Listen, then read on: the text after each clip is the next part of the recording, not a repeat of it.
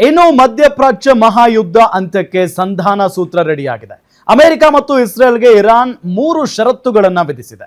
Iran ಅಧ್ಯಕ್ಷ ಮಸೂದೆ Pezeshkian ಸಾರಥ್ಯದಲ್ಲಿ condition ಹಾಕಲಾಗಿದ್ದು, America ಮತ್ತು ಇಸ್ರೇಲ್ ದೇಶಕ್ಕೆ ಅಸಾಧ್ಯವಾದ ಷರತ್ತು ವಿಧಿಸಲಾಗಿದೆ. ಇರಾನ್ ಇಸ್ಲಾಮಿಕ್ ಸರ್ಕಾರದ ಆಳ್ವಿಕೆ ಅಂತ್ಯಗೊಳಿಸಲು ಅಮೆರಿಕ ಮತ್ತು ಇಸ್ರೇಲ್ ಪಣ ತೊಟ್ಟಿದ್ರೆ ಅದರ ಮೂಲವನ್ನೇ ಇರಾನ್ ಪ್ರಶ್ನೆ ಮಾಡಿದೆ.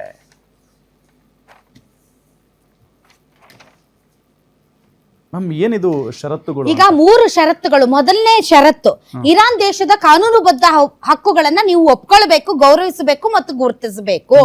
ಹಾಗಾದ್ರೆ ಒಂದು ದೇಶದ ಕಾನೂನುಬದ್ಧವಾದಂತಹ ಹಕ್ಕುಗಳು ಅವ್ರು ಕೇಳ್ತಾ ಇರೋದು ಏನು ಅಂತಂದ್ರೆ, ಈಗ ಇಂಟರ್ನ್ಯಾಷನಲ್ ಅಟೋಮಿಕ್ ಎನರ್ಜಿ ಏಜೆನ್ಸಿ ಮತ್ತು ನ್ಯೂಕ್ಲಿಯರ್ ಟ್ರೀಟಿ ಪ್ರಕಾರ ಪ್ರತಿಯೊಂದು ದೇಶಕ್ಕೂ ತನ್ನ ನ್ಯೂಕ್ಲಿಯರ್ ಎನರ್ಜಿಯನ್ನ ಡೆವಲಪ್ ಮಾಡಬಹುದಾದಂತಹ ಹಕ್ಕಿದೆ. ಸೊ ಆ ಹಕ್ಕು ನಮಗೂ ಬೇಕು. ಈಗ ನಮ್ಮಲ್ಲಿ ಏನು ಯುರೇನಿಯಂ ಎನ್ರಿಚ್ಮೆಂಟ್ ಇದೆ ಅದನ್ನ ನಾವು ಮೆಡಿಸಿನ್ಗೋಸ್ಕರ ಮತ್ತು ಪವರ್ಗೋಸ್ಕರ ಬಳಸ್ತಾ ಇದೀವಿ, ಅದು ಕೂಡ ಕಾನೂನುಬದ್ಧವಾಗಿ ಬಳಸ್ತಾ ಇದೀವಿ. ಇದ್ರ ಜೊತೆಗೆ ನಮ್ಗೆ ಮಿಸೈಲ್ ಕೆಪಾಸಿಟಿನೂ ಬೇಕು. ಹೀಗಾಗಿ ಯಾವ ರೀತಿ ಹಕ್ಕುಗಳು ಬೇರೆ ದೇಶಗಳಿಗೆ ಇವೆಯೋ ಅದೇ ರೀತಿ ಹಕ್ಕುಗಳು ನಮಗೂ ಬೇಕು. ಬೇರೆ ದೇಶ ಯಾವ್ದಾದ್ರು ಇನ್ನು ಮುಂದೆ ಇರಾನ್ ಮೇಲೆ ದಾಳಿ ಮಾಡ್ಬೇಕು ಅಂತ ಮುಂದೆ ಬಂದ್ರೆ ನಮ್ಮಲ್ಲಿ ಇರುವಂತಹ ಈ ಅಟಾಮಿಕ್ ಪವರ್ ಬಗ್ಗೆ ಒಂದ್ಸರಿ ಯೋಚನೆ ಮಾಡ್ಬೇಕು ಮತ್ತು ನಮ್ಮ ಮೇಲೆ ದಾಳಿ ಮಾಡೋದಕ್ಕೆ ಹೆದರ್ಬೇಕು. ನಾವು ಇದು ನಮ್ಮ ರಕ್ಷಣಾತ್ಮಕ ವ್ಯವಸ್ಥೆಯಾಗಿ ನಾವು ಇದನ್ನ ಕೇಳ್ತಾ ಇದೀವಿ ಹೊರತು ನಾವು ಇನ್ನೊಬ್ಬರ ಮೇಲೆ ದಾಳಿ ಮಾಡೋದಕ್ಕೆ ಕೇಳ್ತಾ ಇಲ್ಲ. ಹಾಗಾಗಿ ನಮ್ಮ ಈ ಹಕ್ಕನ್ನ ನೀವು ಗೌರವಿಸಬೇಕು, ಗುರುತಿಸಬೇಕು ಮತ್ತು ಒಪ್ಪಿಕೊಳ್ಳಬೇಕು. ಇದನ್ನ ನಾವು ಅಫೆನ್ಸಿವ್ ಆಗಿ ಮಾಡ್ತಾ ಇಲ್ಲ, ಡಿಫೆನ್ಸಿವ್ ಆಗಿ ಮಾಡ್ತಾ ಇದ್ದೀವಿ ಅನ್ನೋದು. ಅದರ ಜೊತೆಗೆ ಮತ್ತು ಈ ಇರಾನ್ ನ ರೀಜನಲ್ ಇನ್ಫ್ಲೂಯೆನ್ಸ್ ಏನಿದೆ, ಲೈಕ್ ಬೇರೆ ಬೇರೆ ಈ ಬಂಡುಕೋರರಿಗೆ ಇವ್ರು ಏನು ಸಪೋರ್ಟ್ ಮಾಡ್ತಾ ಇದ್ದಾರೆ, like armed groups, Hezbollah, Hamas, Houthi ಬಂಡುಕೋರರು, ಇವರಿಗೆಲ್ಲ ಏನ್ ಶಸ್ತ್ರಾಸ್ತ್ರಗಳನ್ನ ಸಪ್ಲೈ ಮಾಡ್ತಾ ಇದೆ ಮತ್ತು ಬೇರೆ ಬೇರೆ ಭಾಗದಲ್ಲಿ ತನ್ನ ಹಿಡಿತ ಇಟ್ಕೊಂಡಿದೆ ಇರಾನ್, ಅದನ್ನ ನೀವು ಒಪ್ಕೊಳ್ಬೇಕು ಅನ್ನೋದು ಕಂಡೀಷನ್. ಈ ಕಂಡೀಷನ್ಗೆ ಅಮೆರಿಕ ಒಪ್ಕೊಳ್ಳುತ್ತಾ?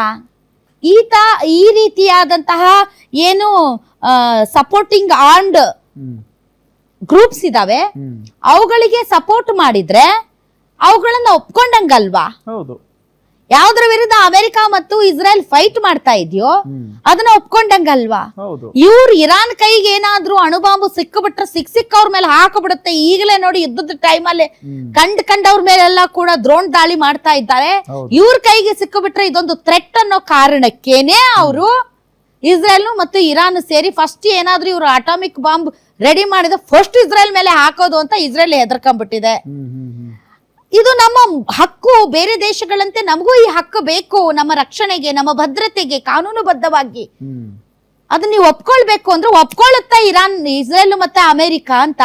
ಯಾವ ವಿಚಾರಕ್ಕೆ ಇಷ್ಟು ದೊಡ್ಡ ಯುದ್ಧ ಮಾಡ್ತಾ ಇದೆ ಅದಕ್ಕೆ ಒಪ್ಕೊಳ್ಳುತ್ತಾ ಅಂತ ನಂಬರ್ 1. ನಂಬರ್ 2, ಅವ್ರು ಕೇಳ್ತಾ ಇರೋದು ಏನು ಅಂತಂದ್ರೆ, ಈ ಇರಾನ್ ಮೇಲೆ ಇಸ್ರೇಲ್ ಮತ್ತು ಅಮೆರಿಕ ದಾಳಿಯಿಂದ ಆಗಿರುವಂತಹ ಲಾಸ್, ನಷ್ಟ ಏನಿದೆ ಅದನ್ನ ನೀವು ಬರ್ಸ್ಕೊಡ್ಬೇಕು ಅಂತ. ನಾವು ಮೊದಲು ಯುದ್ಧ ಆರಂಭ ಮಾಡಿಲ್ಲ, ನೀವೇ ಮೊದಲು ನಮ್ಮ ಮೇಲೆ ಬಾಂಬಾರ್ಡ್ ಮಾಡಿದ್ರಿ, ನಮ್ಮ ಸರ್ವೋಚ್ಚ ನಾಯಕನನ್ನ ಸಾಯಿಸಿದ್ರಿ. ಮಿಸೈಲ್ ಬೇಸ್ಗಳು, ಏರ್ ಡಿಫೆನ್ಸ್ ಸಿಸ್ಟಮ್, IRGC ಘಟಕಗಳನ್ನೆಲ್ಲ ನಾಶ ಮಾಡಿದ್ದೀರಿ. ಇದು ಎನರ್ಜಿ ಇನ್ಫ್ರಾಸ್ಟ್ರಕ್ಚರ್ಗೆ ಡ್ಯಾಮೇಜ್ ಮಾಡಿದ್ದೀರಿ. ಟೆಹರಾನ್ ನಲ್ಲಿ ಯಾವ ರೀತಿ ತೈಲ ಘಟಕಗಳ ಮೇಲೆ ಬಂಬಾರ್ಡ್ ಮಾಡಿದ್ರು, ಯಾವ ರೀತಿ ತೈಲ ಗಲ್ಲಿ ಗಲ್ಲಿಯಲ್ಲಿ ಇಸ್ರೇಲ್ ಅಲ್ಲಿ ಹರಿದು ಹೋಯ್ತು, ಯಾವ ರೀತಿ ಬೆಂಕಿಯ ಕೆನ್ನಾಲೆ ಆಕಾಶದ ಎತ್ತರಕ್ಕೆ ಹೋಯ್ತು. ಇವ್ರಿಗಿರುವಂತಹ ಮೇನ್ ಸೋರ್ಸ್ ಆರ್ಥಿಕ ಶಕ್ತಿ ತೈಲ. ಆ ತೈಲವನ್ನೇ ಇನ್ನಿಲ್ಲದಂತೆ ನೀವು ಮಾಡಿದ್ರಿ. ಸೊ ಹೀಗಾಗಿ ನಮ್ಮ ಆರ್ಥಿಕ ಬೆನ್ನೆಲುಬೆ ಮುರಿದು ಹೋಗಿದೆ. ನಾವು ಮತ್ತೆ ಆರ್ಥಿಕವಾಗಿ ಸದೃಢರಾಗಬೇಕಂದ್ರೆ ಇನ್ನೊಂದು 10 ವರ್ಷ ಬೇಕು. ಆ ತರ ನಮ್ಮ ಎನರ್ಜಿ ಇನ್ಫ್ರಾಸ್ಟ್ರಕ್ಚರ್ ಅನ್ನ ಡ್ಯಾಮೇಜ್ ಮಾಡಿದ್ದೀರಿ. ಆಯಿಲ್ ಸ್ಟೋರೇಜ್ ಫೆಸಿಲಿಟೀಸ್ ಗಳನ್ನ, ರಿಫೈನರೀಸ್ ಗಳನ್ನ, ಗ್ಯಾಸ್ ಪೈಪ್ಲೈನ್ಸ್ ಗಳನ್ನ ಎಲ್ಲವನ್ನ ಡ್ಯಾಮೇಜ್ ಮಾಡಿದ್ದೀರಿ. ಅದ್ರ ನಷ್ಟ ಬರ್ಸಿ. ಇನ್ನೊಂದು ಕಡೆ ನಮ್ಮ ಇನ್ಫ್ರಾಸ್ಟ್ರಕ್ಚರ್ ಅರ್ಬನ್ ಮತ್ತು ಸಿವಿಲಿಯನ್ ಡ್ಯಾಮೇಜ್ ಮಾಡಿದ್ದೀರಿ. ನಾಗರಿಕರ ಹತ್ಯೆ ಮಾಡಿದ್ದೀರಿ, ನಮ್ಮ ಇಂಡಸ್ಟ್ರಿಯಲ್ ಏರಿಯಾಗಳನ್ನ ನಾಶ ಮಾಡಿದ್ದೀರಿ, ಟ್ರಾನ್ಸ್ಪೋರ್ಟ್ ನೆಟ್ವರ್ಕ್ ಗಳನ್ನ ನಾಶ ಮಾಡಿದ್ದೀರಿ. ಇದೆಲ್ಲದ್ರಿಂದ ನಾವು ಜರ್ಜರಿತರಾಗಿದ್ದೀವಿ. ಈ ದೇಶ ಕಟ್ಟಬೇಕು, ಆರ್ಥಿಕವಾಗಿ ಮತ್ತೆ ಇದನ್ನ ಸದೃಢ ಮಾಡಬೇಕು ಅಂತಂದ್ರೆ ನಾವು ಇನ್ನು ಎಷ್ಟು ವರ್ಷಗಳ ಕಾಲ ಶ್ರಮ ಪಡಬೇಕು. ಸೊ ಹೀಗಾಗಿ ತಾವು ಈ ನಷ್ಟವನ್ನು ಯುದ್ಧದಿಂದ ಆದಂತಹ ನಷ್ಟವನ್ನ ಭರಿಸಬೇಕು. ನಮ್ಮ ಎಲ್ಲಾ ತೈಲ ಘಟಕಗಳನ್ನ ನೀವು ಸರ್ವನಾಶ ಮಾಡಿರೋದ್ರಿಂದ ನಮ್ ಪ್ರೊಡಕ್ಷನ್ ಇಲ್ಲ ಅಂದ್ರೆ ನಮಗೂ ಕೂಡ ಬೆಲೆ ಏರಿಕೆ ಜಾಸ್ತಿ ಆಗುತ್ತೆ. ನಮ್ ದೇಶದೊಳಗಡೆ ನಾವ್ ಹೆಂಗ್ ಉತ್ತರ ಕೊಡೋದು ಅವ್ರಿಗೆಲ್ಲ? ನಾವ್ ಇನ್ನು ಮಾತುಕತೆ ಹಂತದಲ್ಲಿ ಇದ್ದೀವಿ, ನೀವೇ ನಮ್ಮ ಮೇಲೆ ಬಾಂಬ್ ಸಿಡಿಸಿದ್ರಿ. ಸೊ ಕದನ ವಿರಾಮ ಆಗ್ಬೇಕು, ನಾವು ಇಲ್ಲಿಗೆ ನಿಲ್ಲಿಸ್ಬೇಕು ಅಂದ್ರೆ ನೀವು ದಯವಿಟ್ಟು ನಮ್ಮ ದೇಶದಲ್ಲಿ ಆಗಿರುವಂತಹ ನಷ್ಟವನ್ನ ನೀವು ಭರಿಸಿಕೊಡಿ. ಈ ಹಿಂದೆ ಆಗಿದೆ. ಫಸ್ಟ್ ವರ್ಲ್ಡ್ ವಾರ್ ಅಲ್ಲಿ ಜರ್ಮನಿ ಮೊದಲನೇ ವಿಶ್ವ ಯುದ್ಧದಲ್ಲಿ ಪರಿಹಾರ ಕೊಡ್ಬೇಕಾಯ್ತು. ಗಲ್ಫ್ ಇದು ಏನು ವಾರ್ ಅಲ್ಲಿ ಇರಾಕ್ ಕೂಡ ಆ ಟೈಮ್ ಅಲ್ಲಿ ಪರಿಹಾರ ಕೊಡ್ಬೇಕಾಯ್ತು. ಆದ್ರೆ ಅಮೆರಿಕಾದಂತಹ ಸೂಪರ್ ಪವರ್ ದೇಶ ಇರಾನ್ ಅಂತಹ ಸಣ್ಣ ದೇಶದ ಈ ಡಿಮಾಂಡ್ ಒಪ್ಕೊಳ್ಳುತ್ತಾ? ಪರಿಹಾರ ಕೊಡುತ್ತಾ? ಸಾಧ್ಯನೇ ಇಲ್ಲ. ಇನ್ನು ಮೂರನೇ ಕಂಡೀಷನ್ ಏನು ಅಂತಂದ್ರೆ, ಭವಿಷ್ಯದಲ್ಲಿ ಇರಾನ್ ಮೇಲೆ ನೀವು ದಾಳಿ ಮಾಡ್ಕೂಡ್ದು ಅನ್ನೋದು ಮೂರನೇ ಕಂಡೀಷನ್. ಏನು? ನೀವು ಯಾವುದೇ ರೀತಿಯಾದಂತ ಏರ್ ಸ್ಟ್ರೈಕ್ಸ್ ಮಾಡಬಾರ್ದು, ಸೈಬರ್ ಅಟ್ಯಾಕ್ಸ್ ಮಾಡಬಾರ್ದು. ನೀವು ಗೊತ್ತಿದೆ ಸೈಬರ್ ಅಟ್ಯಾಕ್ ಯಾವ ರೀತಿ ಮಾಡಿದ್ರಂದ್ರೆ, ಟಕ್ಸ್ನೆಟ್ ಅಂತ ಸೈಬರ್ ಇದು ವೈರಸ್ ಅನ್ನ ಅಲ್ಲಿರುವಂತಹ ಎಲ್ಲ ಏನು ಅವರ ಸಿಸ್ಟಮ್ ಇದೆ ಅದನ್ನ ಹ್ಯಾಕ್ ಮಾಡೋದಕ್ಕೆ ತುಂಬಾ ಗಲಿಬಿಲಿ ಆಗೋಯ್ತು ಅದು. ಸೊ ಒಂದ್ ಕಡೆ ಏರ್ ಸ್ಟ್ರೈಕ್ ಮಾಡಬಾರ್ದು, ಸೈಬರ್ ಅಟ್ಯಾಕ್ ಗಳು ಮಾಡಬಾರ್ದು, ನರಮೇಧ ಮಾಡಬಾರ್ದು, ಮಿಲಿಟರಿಯನ್ನ ವಿಧ್ವಂಸಕ ಕೃತ್ಯಗಳನ್ನ ಮಿಲಿಟರಿಯಿಂದ ಮಾಡಬಾರ್ದು. ಈ ರೀತಿಯಾದಂತಹ ಹಲವಾರು ಕಂಡೀಷನ್ಸ್ ಇದೆ. ಮುಂದಿನ ದಿನಗಳಲ್ಲಿ ಯಾವುದೇ ರೀತಿ ಕದನ ವಿರಾಮ ಉಲ್ಲಂಘನೆ ಮಾಡಬಾರ್ದು, ನಮ್ಮ ಮೇಲೆ ಯಾವುದೇ ರೀತಿಯಾದಂತಹ ಸ್ಟ್ರೈಕ್ ಗಳು ಮಾಡಬಾರ್ದು. ನಿಮ್ಮ ಮೇಲೆ ನಂಬಿಕೆ ಇಲ್ಲ ನನ್ಗೆ, ಇಸ್ರೇಲ್ ಅಮೆರಿಕ ಮೇಲೆ ನಂಬಿಕೆ ಇಲ್ಲ. ವಿಶ್ವಸಂಸ್ಥೆಯ ಮಧ್ಯಸ್ಥಿಕೆಯಲ್ಲಿ, ವಿಶ್ವಸಂಸ್ಥೆಯ ಅಶ್ಯೂರೆನ್ಸ್ ಅಲ್ಲಿ, ಖಾತ್ರಿಯಲ್ಲಿ ಇದಾಗಬೇಕು. ಇನ್ಮೇಲೆ ನಮ್ಮ ಮೇಲೆ ದಾಳಿಗಳನ್ನ ಮಾಡಬಾರದು ಅನ್ನೋದು ಇರಾನ್ನ ಬೇಡಿಕೆ. ಆದರೆ ಒಪ್ಕೊಳ್ಳೋದಂತೂ ನನಗಂತೂ ಸಾಧ್ಯನೇ ಇಲ್ಲ ಅಂತ ಅನಿಸ್ತಾ ಇದೆ. ಬಟ್ ಈಗ ಗ್ಲೋಬಲಿ ಈಗ ಎಕಾನಮಿ ಫುಲ್ ಅಲುಗಾಡ್ತಾ ಇದೆ. ಭಾರತ, ಚೀನಾ ಆದಂತಹ ದೇಶಗಳು ಸಫರ್ ಆಗ್ತಾ ಇದ್ದಾರೆ. ಸೊ ಇಂತಹ ಸಂದರ್ಭದಲ್ಲಿ ಬೇರೆ ಬೇರೆ ದೇಶಗಳು ಈಗ ಪಿಚ್ಚಿನ್ ಆಗ್ಬೇಕು. ಇರಾನ್ ಏನ್ ಹೇಳ್ತಾ ಇದೆ, ಏನ್ ಕಂಡೀಷನ್ಸ್ ಇಟ್ಟಿದೆ, ಹೈ ಲೆವೆಲ್ ಕಂಡೀಷನ್ಸ್, ಅದಕ್ಕಲ್ದೆ ಇದ್ರು ಕೂಡ ನೆಗೋಷಿಯೇಟ್ ಮಾಡಿ ಮಾತುಕತೆಯ ಮೂಲಕ ನೀವು ಬಗೆಹರಿಸಿಕೊಳ್ಳಿ ಅಂತ ಬೇರೆ ಬೇರೆ ದೇಶಗಳು ಈ ಜಿಯೋಪೊಲಿಟಿಕಲ್ ವ್ಯವಸ್ಥೆಯಲ್ಲಿ ಅಮೆರಿಕ ಮತ್ತು ಇಸ್ರೇಲ್ ಮೇಲೆ ಒಂದ್ ಸ್ವಲ್ಪ ಒತ್ತಡ ಹಾಕಬಹುದು.